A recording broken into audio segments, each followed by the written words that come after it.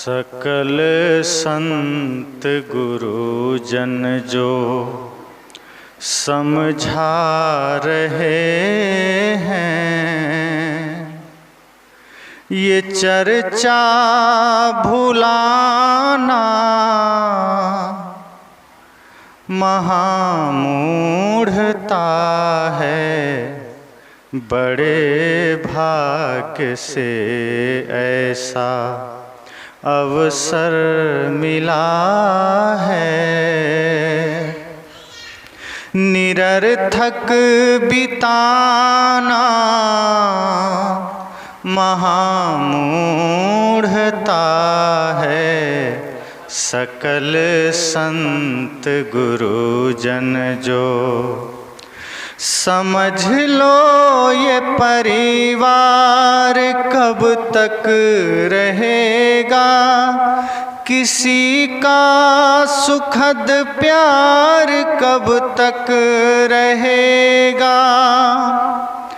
जो माना है अधिकार कब तक रहेगा, नहीं समझ पाना महामूढ़ता है। सकल संत गुरुजन जो समझा रहे हैं, ये चर्चा भुलाना महामूढ़ता है। बड़े भाग्य से ऐसा नरतन मिला है, निरर्थक बिताना महामूढ़ता है। सकल संत गुरुजन जो बहुत शीघ्र ही अपना उद्धार कर लो, बहुत शीघ्र ही अपना उद्धार कर लो। जो बन सके पर उपकार कर लो, अज्ञान की सीमा पार कर लो। देरी लगाना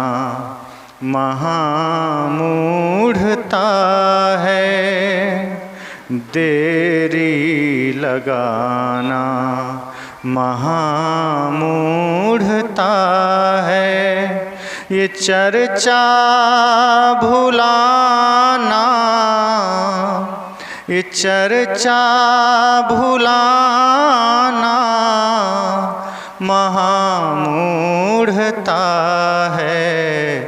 सकल संत गुरुजन जो समझा रहे हैं, ये चर्चा भुलाना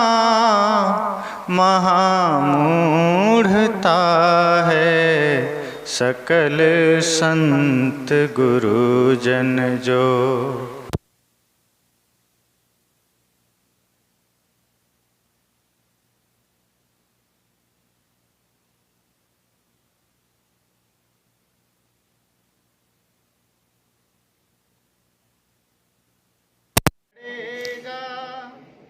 नहीं चाहने पर भी चलना पड़ेगा, जिसे त्याग कर हाथ मलना पड़ेगा, वहाँ मन फसाना महामूढ़ता है। ये चर्चा भुलाना महामूढ़ता है। सकल संत गुरुजन जो समझा रहे हैं, ये चर्चा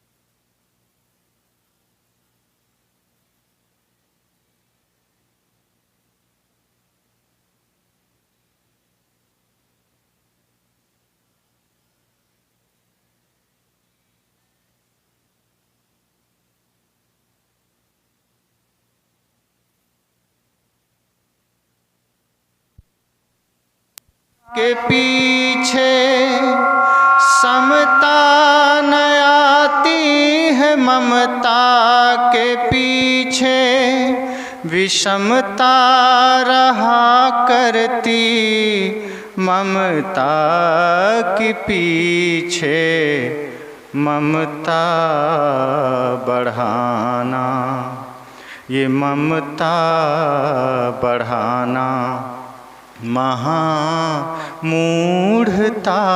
है, ये चर्चा भुलाना महामूढ़ता है। सकल संत गुरुजन जो समझा रहे हैं, ये चर्चा भुलाना महामूढ़ता है। सकल संत गुरुजन जो कहीं मुग्ध हो करके तन में न अटको,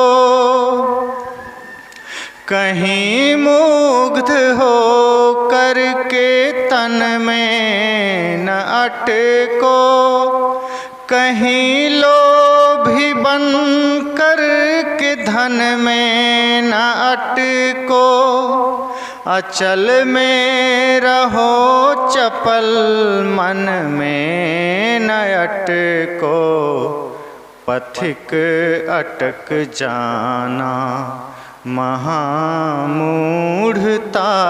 है।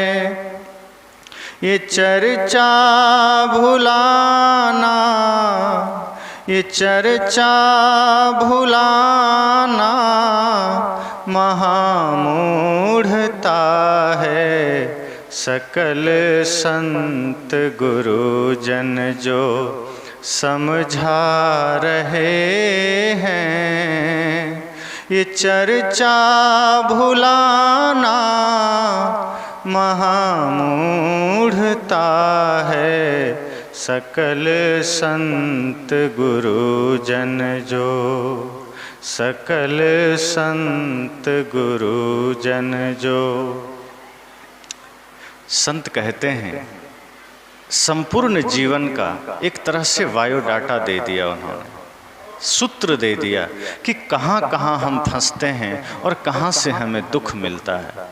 इसलिए जो विचार हमारे सामने आते हैं अध्यात्म के, वो किसी क्षणिक समय के लिए नहीं है, संपूर्ण जीवन को अमृत प्रदान करता है।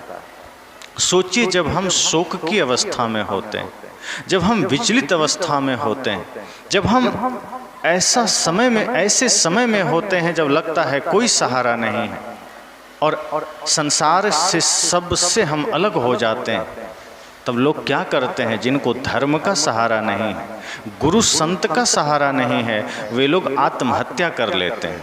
उन्हें लगता है अब जीने से क्या फ़ायदा, अब जीवन में बचा ही क्या है। लेकिन अगर हम संतों के विचार को देखें, ऋषि मुनियों के विचारों को देखें, सुने, तो जीवन कभी भी अंधकार में नहीं जाएगा। जीवन में सदैव शांति का उजाला होगा, प्रेम का उजाला होगा। इसलिए किसी संत ने और भी कहा है, एक नेक मशवरा है मेरा, मान लीजिए। एक नेक मशवरा है मेरा, मान लीजिए।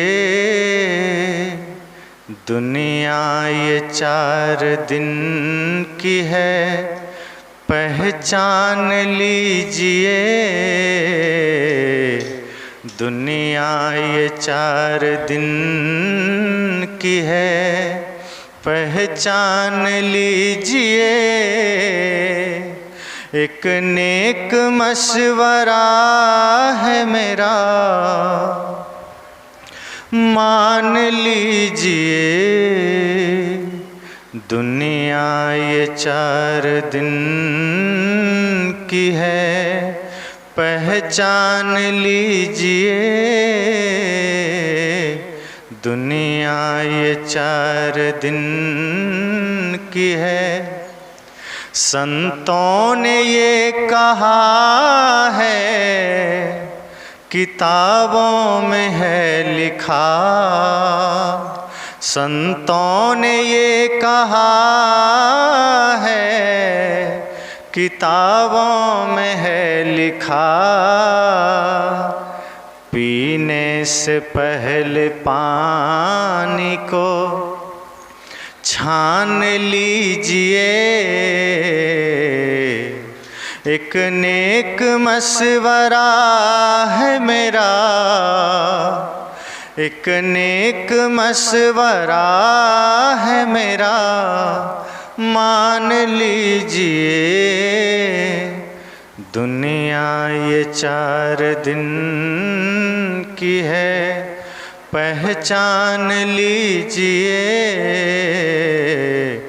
दुनिया ये 4 दिन की है। चरणों में आके लाखों की बिगड़ी संवर गई, चरणों में आके लाखों की बिगड़ी संवर गई। एक दो नहीं है सैकड़ों, एक दो नहीं है सैकड़ों, परमान देखिए एक नेक मशवरा है मेरा, मान लीजिए एक नेक मशवरा है मेरा, मान लीजिए दुनिया ये 4 दिन की है, पहचान लीजिए दुनिया ये 4 दिन की है, पहचान लीजिए। मुश्किल नहीं है कुछ भी यहाँ यदि ठान लीजिए, दुनिया ये 4 दिन की है, पहचान लीजिए। संत ने कहा ये दुनिया 4 दिन की। अब इसका मतलब ये नहीं कि 4 दिन की ही है कि 5वें दिन खत्म हो जाएगी दुनिया। दुनिया तो रहेगी, पर जब हम होते हैं तो हमारे लिए दुनिया होती है, हम नहीं तो हमारे लिए दुनिया खत्म हो गई। संत ने कहा ये 4 दिन अर्थात कम समय है, 4 दिन भी नहीं कह सकते कितना है। इस बीच में हमें जीना कैसे है? जैसे हम सत्संग सुनते हैं, सत्संग में जाते हैं, तो कोई जरूरी नहीं कि सत्संग भवन में जाएं तो ही सत्संग होगा, पंडाल में जाएं तो ही सत्संग होगा, संत के सामने जाएं तो ही सत्संग होगा। आपको पता है अंगुलीमाल और बुद्ध जंगल में मिले थे, न माइक था, न पंडाल, न सत्संग भवन, न श्रोता, कुछ नहीं। एक तरफ बुद्ध खड़े हैं, एक तरफ खूंखार डाकू अंगुलीमाल खड़ा है। 10 से 15 मिनट की बातचीत हुई दोनों में और सत्संग हो गया, और अंगुलीमाल बदल करके हिंसक से अहिंसक बन गया। 10-15 मिनट का ही सत्संग हुआ होगा, अंगुलीमाल बदल जाता है। तो सत्संग ये भी है। रत्नाकर और नारद के बीच कुछ ही क्षण की बातचीत हुई और रत्नाकर बदलकर वाल्मीकि बन जाते हैं, ये भी सत्संग है। स्वयं सिद्धार्थ गौतम एक बीमार आदमी को देखते हैं, मन में प्रश्न पैदा हो जाता है कि ये कौन सा आदमी है। सिद्धार्थ के सारथी ने कहा ये बीमार आदमी है, इसके शरीर में रोग हो गया है। सिद्धार्थ ने कहा क्या मेरे शरीर में भी रोग हो जाएगा? सदगुरु कबीर ने भी कहा है तन धर सुखिया काहू न देखा, जो देखा सो दुखिया। सिद्धार्थ के सारथी ने कहा इस धरती पर जो भी जन्म लिया है रोग उसको घेरता है। सिद्धार्थ आप भी रोगी बन सकते हैं। सिद्धार्थ को लगा, मुझे तो लगा ये शरीर बड़ा खूबसूरत है, ऐसा ही रहेगा, क्या ये भी रोगी हो जाएगा? तब उन्हें पहली बार कुछ अनुभव हुआ कि मैं कुछ गलत दिशा में जा रहा हूं, मेरी यात्रा ये दिशा नहीं है। आगे बढ़ते हैं, एक बूढ़े आदमी को देखा। सिद्धार्थ ने कहा ये कौन है? सारथी ने कहा ये आदमी अब अंतिम पड़ाव में है, ये वृद्ध हो चला है। सिद्धार्थ ने कहा क्या मैं भी बूढ़ा हो जाऊंगा? सारथी उनका कहता है इस धरती पर जो भी आया है इन उम्र के पड़ाव को पार करता है, कुछ नहीं भी करता है, जवानी में ही वृंदावन बिहारी लाल की जय हो जाता है, राम नाम सत्य हो जाता है। लेकिन कुछ वृद्धावस्था में आते ही आते हैं, और आप भी अगर जिंदा रहे तो ये अवस्था आपकी भी होगी। सिद्धार्थ ने कहा फिर तो हम बिल्कुल गलत दिशा में जा रहे हैं। अब कुछ दूर और आगे चलते हैं तो देखते हैं एक अर्थी जा रही थी, एक आदमी मर गया था, कफन ओढ़ाया हुआ था। सिद्धार्थ ने कहा ये कौन है? उनका सारथी कहता है बस ये अंतिम विराम है, फुल स्टॉप है, पूर्ण विराम, ये जीवन का विराम हो गया है। और उनके लोग उसे मरघट ले जा रहे हैं जलाने के लिए। अब इसके बाद उसका अस्तित्व इस जगत से खत्म हो जाएगा। यदि उसने कुछ अच्छी कमाई की होगी तो उसका अस्तित्व बचेगा, वरना ये शरीर तो समाप्त ही हो जाएगा। दोबारा वो इस धरती पर उस रूप में नहीं आ पाएगा, या कोई बहुत बुरा कर्म किया होगा तो ही लोग याद करेंगे। क्योंकि इस धरती पर अच्छे कर्म करने वाले को ही नहीं, बुरे कर्म करने वाले भी अमर होते हैं। जैसे राम अगर अमर हुए तो रावण भी अमर हुआ। रावण को भी हम याद करते हैं, ऐसा नहीं कि रावण को भूल गए, भले ही गाली देते हैं, याद तो उसे भी करते हैं। दशहरा में रावण का पुतला फूंकते हैं ना, राम जी ने उसी समय रावण को मार दिया था, उसका खेल खत्म हो गया था। लेकिन आज भी गांव-गांव में रावण का पुतला बनाकर फूंका जाता है। क्यों? क्योंकि हमारे मन में इतना गुस्सा है कि तुमने माता सीता को हरा था, मैं तुम्हें फिर से जलाऊंगा। और हम रावण पर बार बार अपना गुस्सा उतारते हैं, बार बार उसे जलाते हैं। लेकिन संत कहते हैं एक रावण हर किसी के हृदय में बैठा है, उसे कब मिटाओगे? अपने हृदय में बैठे रावण को अगर मिटा लिया तो सारे विकार ही खत्म हो जाएंगे, सारी समस्या ही खत्म हो जाएगी। सिद्धार्थ ने कहा क्या हमारा भी अंतिम विराम हो सकता है? कहा जो जो जन्म लिए वसुधा पर एक दिन सब ही मरे। इस धरती पर जो भी जन्म लिया है एक दिन सबको मरना है। सिद्धार्थ ने कहा बस हो गया, मुझे यात्रा समझ में आ गई कि जीवन की जो यात्रा मेरी संसार की ओर जा रही थी वो यात्रा ही गलत है, मुझे तो सत्य की यात्रा करनी है, मुझे जंगल ले चलो। और सिद्धार्थ को जंगल ले गया। देखता है जंगल में एक पेड़ के नीचे एक सन्यासी बैठा है। सिद्धार्थ ने गौर से देखा, वो सन्यासी जो पेड़ के नीचे बैठा था, चेहरे पर चमक है, चेहरे पर शांत भाव है, निश्चिंतता है, सौम्यता है। सिद्धार्थ ने कहा ये कौन है? कोई धनी आदमी है क्या? सारथी ने कहा नहीं नहीं, ये एक सन्यासी है, इसने घर त्याग कर दिया है। कहा फिर इसके चेहरे पर इतनी निश्चिंतता कैसे है? इतनी निश्चिंतता तो बड़े बड़े सेठ साहूकार के चेहरे पर नहीं है, मंत्री मुख्यमंत्री प्रधानमंत्री के चेहरे पर नहीं। इससे क्या मिल गया है, क्या पा लिया है इसने जो इतना मुस्कुरा रहा है, इतना शांत है, इतना निश्चिंत है? सिद्धार्थ के मन में सवाल पर सवाल। सारथी ने कहा इसने बाहर सब कुछ त्यागा है, इसने भीतर का धन पा लिया है, इसने शांति का धन पा लिया है जो इससे कोई नहीं छीन सकता। सिद्धार्थ ने कहा बस वही मुझे पाना है। अब आप सोचिए, हम लोग न जाने कितने बीमार को देखते हैं, क्या कभी ये भाव जगता है? हम न जाने कितने वृद्ध को देखते हैं, क्या ये भाव जगता है? कितनी मृत्यु शैया पर सवार होकर जाते हुए लाशें हम देखते हैं, क्या हमारे भीतर वो भाव जगता है? कितने संत को निश्चिंतता के भाव में देखते हैं, क्या हमारे अंदर वो भाव जगता है? मैंने कहा सत्संग कहीं भी हो सकता है, रास्ता चलते भी सत्संग हो सकता है। वो घटनाएं जो जीवन से दर्शन करा दे, जो जीवन की सच्चाई का बोध करा दे, समझना वो सत्संग ही तो है। और सत्संग 1 घंटे नहीं, आधे घंटे, 2 घंटे, 4 घंटे नहीं, सदगुरु कहते हैं सत्संग तो 24 घंटे होना चाहिए। और वो सत्संग क्या है? बैठ करके माला जपना या भजन गाना नहीं है। वो सत्संग है मन को निर्मल बना लीजिए और जीवन को ऐसा बना लीजिए, झाड़ू भी लगाएं तो सत्संग चलता रहे, आप स्कूल जाएं तो भी सत्संग चलता रहे, आप बाजार जाएं तो भी सत्संग चलता रहे, आप लोगों से बात करें तो भी सत्संग चलता रहे। इससे होगा क्या? जब भीतर श्वास श्वास में सत्संग प्रवाहित होता रहेगा तो इस मुख से कभी गलत नहीं निकलेगा।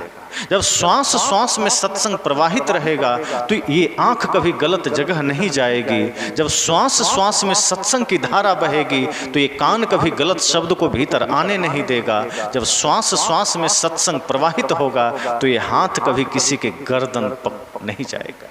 फिर ये हाथ अगर जाएंगे तो किसी की सहायता के लिए जाएंगे, ये हाथ अगर जाएंगे तो किसी की सेवा के लिए जाएंगे, किसी के चरण छूने के लिए जाएंगे, किसी का गर्दन छूने के लिए नहीं जाएगा, ये गलत करने के लिए नहीं जाएगा, किसी को जीवन देने के लिए उठेगा, हत्या करने के लिए नहीं उठेगा। इसलिए संत कहते हैं सत्संग 24 घंटे होना चाहिए, अर्थात हमारे मन मस्तिष्क हृदय में सत्संग बैठ जाना चाहिए। आप पढ़ते हैं तो भी सत्संग वहाँ मौजूद रहे, आप सुनते हैं सत्संग मौजूद रहे, आप काम करते हैं सत्संग के ही प्रकाश में काम करें। जब सत्संग भीतर समाहित होगा तो सत्संग के प्रकाश में किया जाने वाला सभी कर्म पवित्र होंगे।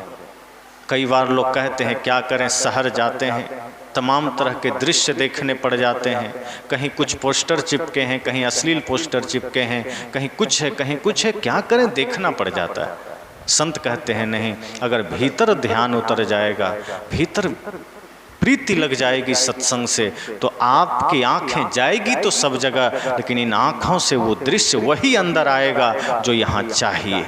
1000 गलत देख सकते हैं, 1000 आँखें जाएगी सब जगह, लेकिन गलत दृश्य भीतर नहीं आएंगे। फिर आप सावधान होंगे, आप सजग होंगे। जैसे कई आदमी कहते हैं ना कि नहीं मैं तेल वाला भोजन नहीं करूँगा, पेट खराब हो जाएगा, कब्ज हो जाएगा, गलत भोजन नहीं करूँगा। पेट के लिए आप कितना सावधान रहते हैं कि गलत भोजन पेट में ना आ जाए। संत कहते हैं मस्तिष्क के लिए भी थोड़ा सावधान रहिए। आँख से जो भोजन, कान से जो भोजन आ रहा है वो मस्तिष्क को भी कब्ज कर सकता है, वो मस्तिष्क को भी गंदा कर सकता है। जैसे भोजन मुख से हम लेते हैं तो पेट गंदा होता है, पेट में खराबी आती है, ऐसे ही आँखों से जो भोजन हम ग्रहण करते हैं, कान से जो भोजन हम ग्रहण करते हैं वो मस्तिष्क को गंदा कर सकता है। इसलिए वहाँ हमें सावधान रहना है। और वो सावधानी कैसी चाहिए? मैं अक्सर एक घटना सुनाया करता हूँ महाभारत का, कि जब कौरवों और पांडवों की शिक्षा पूरी हो गई तो द्रोणाचार्य ने कहा कि अब दोनों की परीक्षा होगी। और कौरव और पांडव दोनों आ गए। परीक्षा की बात आई तो एक चिड़िया पेड़ पर रखा गया, खिलौना दूर में, और गुरु द्रोणाचार्य ने कहा देखो पेड़ पर एक चिड़िया है और तुम लोगों को उसी पर अपना निशाना साधना है। और निशाना बिल्कुल चिड़िया की आंख की पुतली पे साधना है। दुर्योधन पहले ही कूद के सामने आ गया, उसने कहा बस पहला नंबर मेरा है, मैं तो पहले ही बाण में काम तमाम कर दूँ। द्रोणाचार्य ने कहा रुको रुको, तुम हड़बड़ाओ नहीं, पहले मेरी पूरी बात तो सुन लो। दुर्योधन ने कहा इसमें सुनना क्या है, इतना दिन हम सीखे हैं, धनुष्वान हाथ में तो दीजिए, एक ही बाण में चिड़िया की आंख में हम निशाना मार देंगे। द्रोणाचार्य ने कहा धैर्य तो रखो, पूरी बात सुन लो। निशाना तो लगाना ही है, चिड़िया की आंख में बाण मारना ही है, पर उससे पहले मेरा एक सवाल तो सुन लो। लोगों ने कहा ठीक है सुन लेते हैं, पर दुर्योधन थोड़ा घमंडी था, उदंड था। उसने कहा इसमें सवाल जवाब क्या है, आप तो हमको बाण मारने के लिए लाए हैं, सवाल जवाब ही करना होता तो यहाँ क्यों लाए। द्रोणाचार्य ने कहा थोड़ा धैर्य तो रखो। द्रोणाचार्य ने कहा कि चिड़िया के आंख में बाण मारना है, पर उससे पहले मेरा एक सवाल होगा, अगर उसका उत्तर तुम दे दोगे संतुष्ट हो जाऊंगा मैं, तो ही बाण मारने दूंगा। दुर्योधन ने कहा ठीक है, फिर भी मुझे ही पहला नंबर दीजिए। द्रोणाचार्य ने कहा ये बताओ तुम्हें दिखाई क्या दे रहा है, वो चिड़िया जहाँ मैंने रखा है, जहाँ तुम्हें बाण चलाना है, तुम्हें वहाँ दिखाई क्या दे रहा है। उसने कहा लो कर लो बात, पेड़ दिखाई दे रहा है, पीछे नदी दिखाई पड़ रही है, पहाड़ दिखाई पड़ रहा है, पूरा सब कुछ दिखाई पड़ रहा है, आंख बंद थोड़े है मेरा। द्रोणाचार्य ने कहा फिर साइड हो जा, तुमसे नहीं होगा। उसने कहा बाण चलाने भी नहीं दिया, साइड हो जा। कहा बिल्कुल साइड हो जाओ, तुमसे नहीं होगा। दुर्योधन सोचा गुरुदेव हैं क्या करें, मन तो हो रहा था गुरुदेव से जबरदस्ती करें, फिर गुरुदेव हैं कहीं कुपित ना हो जाएं, साइड हो गया। एक एक कर को बुलाते गए, अब जो भी आता वही सवाल करते, क्या दिखाई दे रहा है, सब कहता पीछे पेड़ दिखाई दे रहा है, नदियां दिखाई दे रही, आंख खुली है, सब दिख रहा है। द्रोणाचार्य कहते धनुष्वान रखो, साइड हो जाओ। ऐसे करते करते धीरे धीरे सब साइड होते चले गए। पांडवों की भी बारी आई, युधिष्ठिर भी उस लाइन में खड़ा हो गया, भीम भी चला गया। द्रोणाचार्य ने समझ लिया कि लगता है मेरा शिष्य अर्जुन पर ही मुझे भरोसा करना पड़ेगा, बाकी तो सब ऐसे ही है। फिर इसलिए उन्होंने नकुल सहदेव सबसे पूछा, कहा अर्जुन तुमसे मैं बाद में पूछूंगा, क्योंकि तुम ही पर भरोसा है, बाकी तो नाक कटा दिया, अब तुम पर ही अंतिम भरोसा है। सब हट गए, अर्जुन सामने आया। अर्जुन से कहा अर्जुन तुम बताओ तुम्हें क्या दिख रहा है। कहा गुरुदेव मुझे चिड़िया की आंख की पुतली बस दिख रही है और कुछ दिख ही नहीं रहा है। द्रोणाचार्य ने कहा बस तू बाण मार, तेरा काम हो जाएगा। और अर्जुन ने बाण मारा और चिड़िया की आंख में बाण लगता है। द्रोणाचार्य ने कहा बेटा तूने मेरा मान रख लिया। दुर्योधन ने कहा गुरुदेव ये तो पक्षपात है, ये तो सिर्फ बोल दिया कि पुतली दिखाई देती है, इसको भी पेड़ दिखाई दे रहा होगा, हमको भी तो बाण मारने देते। गुरु द्रोणाचार्य ने कहा बाण की परीक्षा नहीं हो रही थी, परीक्षा तुम्हारे चित्त की हो रही थी, तुम्हारी दृष्टि की हो रही थी। क्योंकि मैंने चिड़िया की आंख में बाण मारने का लक्ष्य दिया था तुम्हें। जो व्यक्ति को जो लक्ष्य मिले, अगर उसके अलावा वो बाकी चीजों पर भी ध्यान कर रहा है, इसका मतलब वो लक्ष्य से भटक रहा है। अर्जुन ने सिर्फ ऐसा नहीं है कि जब अर्जुन को मैंने पूछा तो पीछे का पहाड़ गायब हो गया, पेड़ गायब हो गया, कि नदी नाले गायब हो गए। अर्जुन के लिए भी नदियां थी, पेड़ थे, पहाड़ थे, लेकिन अर्जुन के मन में, अर्जुन के चित्त में एक ही भाव था कि मुझे चिड़िया की आंख में बाण मारना है, मुझे अपने लक्ष्य से विचलित नहीं होना है, मुझे अपने उद्देश्य से भटकना नहीं है। और इसका परिणाम ये हुआ कि वो चिड़िया की आंख में बाण मार दिया। तुम चिड़िया की आंख में बाण मारते, लेकिन तुम बाहर भी दृष्टि कर रहे थे, तुम यहाँ भी देख रहे थे। इसलिए द्रोणाचार्य ने कहा कि मैं ये कहना चाहता हूँ कि जो लक्ष्य मिले, जो उपयोगी है, जो जरूरी है, अपना चित्त सिर्फ वहीं ले जाओ। संत यही तो कहते हैं कि आप बाजार जाइए, चाहे खेत जाइए, चाहे खलिहान जाइए, अपना मन, अपना चित्त वहीं ले जाइए, उसी बिंदु पर केंद्रित करिए जिसकी हमें आवश्यकता है। जैसे आपको चप्पल खरीदना है तो आप दुकान जाते हैं, बगल में बहुत सारी दुकानें हैं, बर्तन की है, कपड़े की है, मोबाइल की है, सब्जी की है, तो आप क्या करते हैं? चप्पल खरीदते हैं, सब दुकान को इग्नोर कर देते हैं, उपेक्षा कर देते हैं, और जहाँ चप्पल मिल रहा है वहाँ से चप्पल खरीद के घर आ जाते हैं। ऐसा तो नहीं करते ना कि क्या करें, यहाँ तो कपड़े की भी दुकान है, यहाँ तो सब्जी की भी दुकान है, यहाँ तो मोबाइल की भी दुकान है, हम चप्पल बस कैसे खरीदें? ऐसा करते हैं, सब दुकान से सब कुछ खरीद के चलते हैं। ऐसा नहीं करते। आपको जो आवश्यकता है, आपको जो जरूरी है, आप सिर्फ वही खरीदते हैं, घर आ जाते हैं। यही भाव हमें अपने भीतर भी रखना है कि इस जगत से हमें वही ग्रहण करना है जो हमारे काम का है, जो हमारी जरूरत का है। तो मैंने कहा कि संत कहते हैं एक नेक मशवरा है मेरा, मान लीजिए दुनिया ये 4 दिन की है, पहचान लीजिए। संत कहते हैं मेरा एक नेक सलाह है, विचार है, उचित राय है कि दुनिया को पहचान लेना, वरना जब अंतिम अवस्था आएगी तो आंखों में आंसू होंगे, भीतर विचलित अवस्था होगी, फिर कोई उपाय ना मिलेगा। रुपये का बंडल भी आप मृत्यु को देना चाहेंगे कि ले लो, मुझे मोहलत दे दो, मौत कहेगी एक क्षण की भी मोहलत ना मिलेगी। आज मोहलत मिली है, आज समय मिला है, आज वक्त मिला है, जीवन को व्यर्थ ना गंवाना, कुछ ऐसा करके जाना कि आपके अपने ही नहीं पराये भी आपको याद कर सकें। अगर आप कुछ करके नहीं जाएंगे राष्ट्र के लिए, समाज के लिए, मानवता के लिए, तो पराये तो छोड़िए, आपके अपने भी 10-12 दिन में भुला देंगे। याद कर लीजिए, 10-12 दिन, 15 दिन आपके अपने आप को याद करेंगे, लेकिन आपने अगर ऐसा कुछ नहीं किया जो काम समाज हित में है, राष्ट्र हित में है, इस सृष्टि के हित में है, आपने मानवता के लिए कुछ ना किया, तो अपने तो पराये तो पराये, अपने भी भूल जाएंगे। इसलिए साहब कहते हैं ऐसी करनी कर चलो, हम हंसें जग रोए। तो वो काम हम सबको भी करना है, तभी जीवन में शांति मिलेगी, आनंद मिलेगा। इसी मंगल कामना के साथ वाणी को विराम देते हैं।